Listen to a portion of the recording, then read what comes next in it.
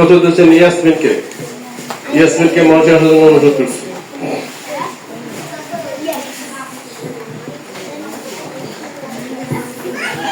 আসসালামু আলাইকুম।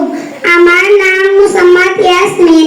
আমি একটি কবিতা আবৃত্তি করব। কবিতার নাম নতুন বাংলাদেশ।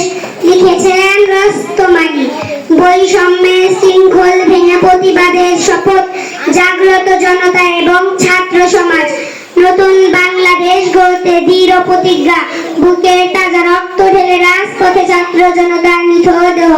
অকুতোভয় ছাত্র জনতার এক দফা এক দাবি, স্বৈর শাসককে নির্মূল এবং গণতন্ত্রের শিকড় হোক মজবুত।